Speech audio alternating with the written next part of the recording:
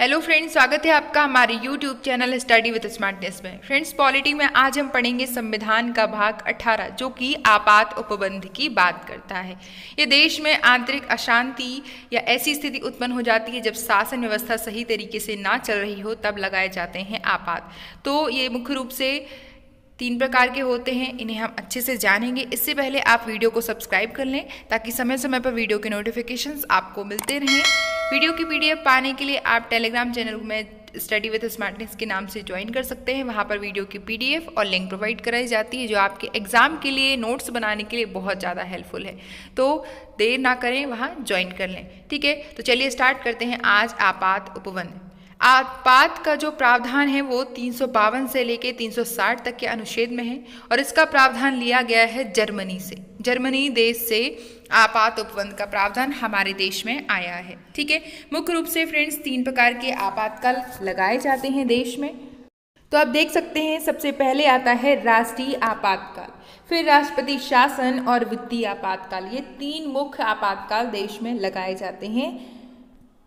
सबसे पहले हम पढ़ेंगे अनुच्छेद 352 जो कि आपात की उद्घोषणा की बात करता है, जिसे हम राष्ट्रीय आपातकाल के नाम से जानते हैं। ठीक है, ये कब लगाया जाता है? जो तो देश में जब ऐसे इसके आधार हैं युद्ध हो, बाह्य आक्रमण हो या सशस्त्र विद्रोह, तो ऐसी कंडीशन पर आपातकाल लगाया जाता है। इसमें कुछ समय बाद संशोधन हुआ। 44वां संविधान संशोधन 1978 में पहले सशस्त्र विद्रोह की जगह आंतरिक अशांति शब्द था, अब सशस्त्र विद्रोह हो गया है। फ्रेंड्स, राष्ट्रपति द्वारा आपातकाल कब घोषित किया जाता है? तो जब मंत्रिमंडल लिखित रूप से राष्ट्रपति को ऐसा परामर्श दे, तब राष्ट्रीय आपातकाल लगाया जाता है।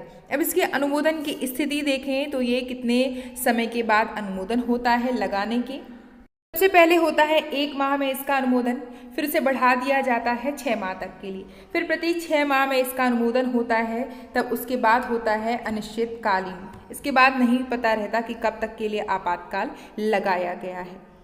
इस राष्ट्रीय आपातकाल की कुछ कंडीशंस भी हैं कि जब यदि राष्ट्रीय आपातकाल सशस्त्र विद्रोह के आधार पर लगाया जाता है तो अनुच्छेद 19 की स्वतंत्रताएं निलंबित नहीं होंगी। अनुच्छेद 19 में हमने पढ़ा है क्या क्या है, तो बोलने की स्वतंत्रता, शांतिपूर्वक बिना हथियारों के एकत्रित होने की, सभा करने की, संघ बनाने की, व्यापार करने की, आवागमन की, तो ये नागरिक स्वतंत्रता इसमें दी गई है। ठीक है, तो ये निलंबित नहीं होंगी। ठीक है, या कोई भी मूल अधिकार निलंबित नहीं होगा। लेकिन युद्ध और बाह्य आक्रमण के आधार पर जब राष्ट्रीय आपातकाल लगाया जाता है तो सबसे पहले प्रभाव अनुच्छेद 19 पर पड़ता है। ये सारे मौलिक अधिकार निलंबित हो जाते हैं। ठीक है, तो याद रखें कि सशस्त्र विद्रोह के आधार पर ये स्वतंत्रताएं निलंबित नहीं होती हैं। अब इसे हम हटाने की बात करें तो राष्ट्रीय आपातकाल को कब हटाया जा सकता है? जब लोकसभा में, ठीक है, जब लोकसभा में 1/10 सदस्य साधारण बहुमत से इसे प्रस्ताव पारित कर दें, तब बैठक होती है, फिर उसे राष्ट्रपति के पास पहुंचाया जाता है। ठीक है, तब 14 दिन के बाद इसमें फैसला आता है। तो इसे हटाने की कंडीशन कुछ इस प्रकार है। फ्रेंड्स, राष्ट्रीय आपातकाल की बात करें तो देश में अब तक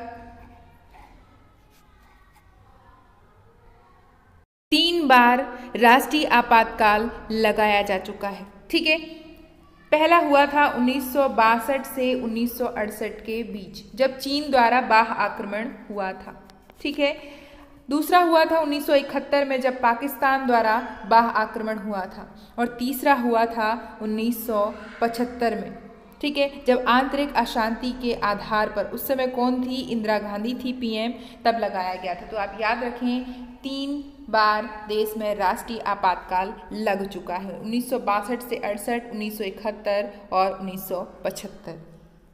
नेक्स्ट आर्टिकल है 353। ये क्या कहता है? आपात की उद्घोषणा के बाद उसका प्रभाव क्या पड़ता है? तो ये हमने अभी ही पढ़ा है कि अनुच्छेद 19 के जो अधिकार हैं, अगर सशस्त्र विद्रोह के आधार पर आपातकाल लगाया है तो निलंबित नहीं होते। लेकिन युद्ध और बाह्य आक्रमण के आधार पर आपातकाल लगाया जाता है तो सबसे पहला प्रभाव अनुच्छेद 19 पर पड़ेगा। ठीक है, यही है 353 जो प्रभाव की बात करता है। नेक्स्ट आर्टिकल देखेंगे 355 क्या कहता है। इंपॉर्टेंट आर्टिकल देखेंगे हम फ्रेंड्स की बाह्य आक्रमण और आंतरिक अशांति से राज्य की संरक्षा करने का संघ का कर्तव्य होगा जब आपातकाल लगाया जाएगा। ऐसी कंडीशन पर केंद्र देखेगी, सारे निर्णय केंद्र के पास होंगे, केंद्र देश की व्यवस्था को देखेगी। नेक्स्ट आर्टिकल देखेंगे फ्रेंड्स 356 बहुत इंपॉर्टेंट है। जैसे कि हमने पढ़ा है 3 प्रकार से आपातकाल लगाए जाते हैं, तो यह राष्ट्रपति शासन की बात करता है कि राज्यों में संवैधानिक तंत्र के विफल हो जाने की दशा में कौन सा लगाया जाता है आपातकाल, राष्ट्रपति शासन। तो ये कब लगता है कि जब किसी राज्य के राज्यपाल द्वारा राष्ट्रपति को यह रिपोर्ट दी जाती है कि उस राज्य में संवैधानिक तंत्र विफल हो गया है। ठीक है, तो वहां पर राष्ट्रपति शासन लागू किया जाता है। राष्ट्रपति शासन के अनुमोदन की बात करें तो सबसे पहले 2 माह तक के लिए लगाया जाता है, फिर इसमें अनुमोदन होता है तब इसको बढ़ा दिया जाता है 6 माह के लिए, और इसका अधिकतम अवधि जो होती है फ्रेंड्स वह 3 वर्ष के लिए हो जाती है। ठीक है, तो आप याद रखें, बहुत इंपॉर्टेंट है 356। अगर राष्ट्रपति शासन की बात करें तो सबसे पहले ये लगाया गया था 1951 में पंजाब राज्य में। ठीक है, और फिर राजस्थान में इसका बात करें तो 3 बार लग चुका है, और सर्वाधिक बात करें कि सर्वाधिक राष्ट्रपति शासन कौन से राज्य में लगाया गया सर्वाधिक समय तक, तो जम्मू कश्मीर। ठीक है, याद रखें सर्वाधिक प्रयोग जो हुआ है वो जम्मू कश्मीर में हुआ है। ठीक है, नेक्स्ट आर्टिकल फ्रेंड्स 357 क्या कहता है कि इसके अधीन की गई उद्घोषणा के अधीन विधायी शक्तियों के प्रयोग की बात करता है, यानी विधायी शक्तियों का प्रयोग अब करेंगे वहां पर राष्ट्रपति के पास अधिकार हो जाता है विधायी शक्तियों के प्रयोग करने का राष्ट्रपति शासन के दौरान।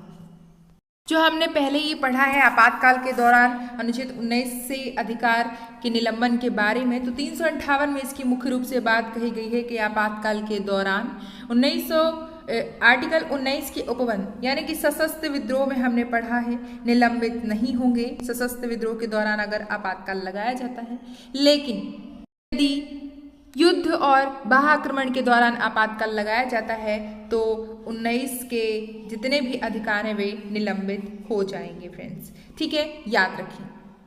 नेक्स्ट आर्टिकल है फ्रेंड्स 359। ये क्या कहता है कि आपात के दौरान भाग 3 द्वारा प्रदत्त अधिकारों के प्रवर्तन के निलंबन की बात करता है। ठीक है, तो 358 में हमने ये पढ़ा है कि सिर्फ अनुच्छेद 19 की बात करता है, उसमें जितने अधिकार दिए गए हैं।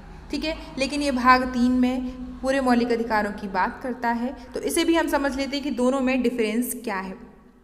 इसमें क्या होगा कि मौलिक अधिकारों से संबंधित राष्ट्रपति के आदेश द्वारा इसका निलंबन होगा, कि इसमें राष्ट्रपति की सहमति होगी। लेकिन जो 358 है वह स्वतः ही आपातकाल की घोषणा होने पर मौलिक अधिकारों का निलंबन कर देगा, और किस कंडीशन पर वो भी हमने पढ़ लिया है। तो दोनों में ये डिफरेंस है, का स्वतः निलंबन नहीं होगा, ये राष्ट्रपति को शक्ति देता है कि मौलिक अधिकारों के निलंबन को लागू करे। ठीक है फ्रेंड्स, वही हम 358 की बात करें तो वह अनुच्छेद 19 को पूर्ण रूप से निलंबित कर देता है, जबकि 359 की बात करें तो आर्टिकल 20 और 21 के निलंबन को लागू नहीं करता है। इसे याद रखें।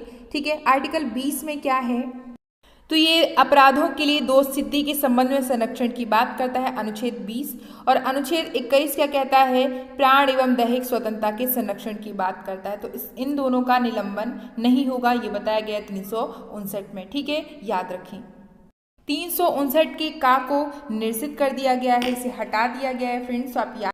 ठीक है, इसे पूर्ण रूप से समाप्त कर दिया गया है। नेक्स्ट आर्टिकल है फ्रेंड्स बहुत इंपॉर्टेंट 360, जो वित्तीय आपात के बारे में बात करता है। ठीक है, वित्तीय आपातकाल का जो प्रावधान है वह कहाँ से लिया गया है, अमेरिका देश से लिया गया है। अब इसके हम अनुमोदन की बात करें कि ये किस कंडीशन पर लागू होता है फ्रेंड्स। ठीक है, ये जब विश्वास हो जाता है कि वित्तीय आपात जरूरी है, देश में ऐसी स्थिति विद्यमान हो जाती है कि भारत के वित्तीय स्थायित्व या साख को खतरा हो जाता है, तब वित्तीय आपात लगाया जाता है। ठीक है, अब इसे देखते हैं इसका अनुमोदन कब होता है। तो संसद द्वारा इसका अनुमोदन होता है 2 माह में। ठीक है, 2 माह के भीतर संसद के दोनों सदनों के से सम्मुख रखना पड़ता है, उनकी स्वीकृति प्राप्त करना बहुत आवश्यक होता है। ठीक है, और इसे ऐसे भी समझ सकते हैं कि वित्तीय आपात की घोषणा उस समय की जाती है जब लोकसभा विघटित हो जाए। ठीक है, लोकसभा के विघटित होने के दौरान तब इसे 2 महीने के भीतर राज्यसभा की स्वीकृति मिलने के उपरांत वह आगे भी लागू रहेगा।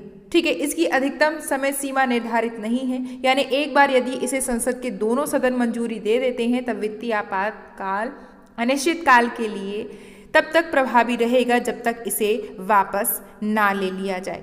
ठीक है, और यह अधिकार प्राप्त है देश के राष्ट्रपति को कि वित्तीय आपात की घोषणा को किसी भी समय वो वापस ले सकते हैं। इसके हम प्रभाव देखेंगे तो वित्तीय आपात के लगने के दौरान किस किस पर क्या प्रभाव।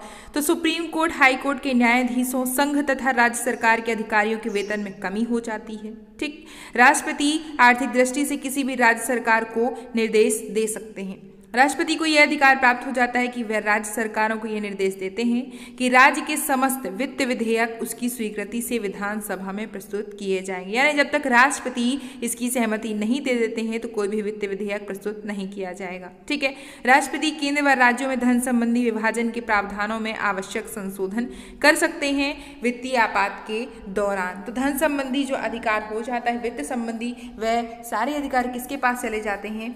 राष्ट्रपति के पास। उन्हीं की स्वीकृति से सारे निर्णय और अधिकार होते हैं। तो फ्रेंड्स, आज हमने आपात काल के बारे में पढ़ा कि देश में आपात उपबंध कब लागू होते हैं, ये कहाँ से लिए गए, ऐसे क्वेश्चंस बन सकते हैं। ठीक है, कौन से आर्टिकल में क्या है। तो 352 में हमने राष्ट्रीय आपातकाल, 356 में हमने राष्ट्रपति शासन और 360 में हमने वित्तीय आपातकाल के बारे में पढ़ा है, जो कि बहुत इंपॉर्टेंट है। ये एग्जाम में इसके क्वेश्चंस आ भी चुके हैं और आने की संभावना है। तो आप वीडियो को दोबारा देखें, जो भी डाउट है हमें बताएं, और वीडियो से डाउट क्लियर होगा तो उसे बार बार देखें। चैनल से जुड़े रहें, चैनल को सब्सक्राइब कर लें ताकि समय समय पर वीडियो के नोटिफिकेशंस आपको मिलते रहें। Thanks for watching. जय हिंद।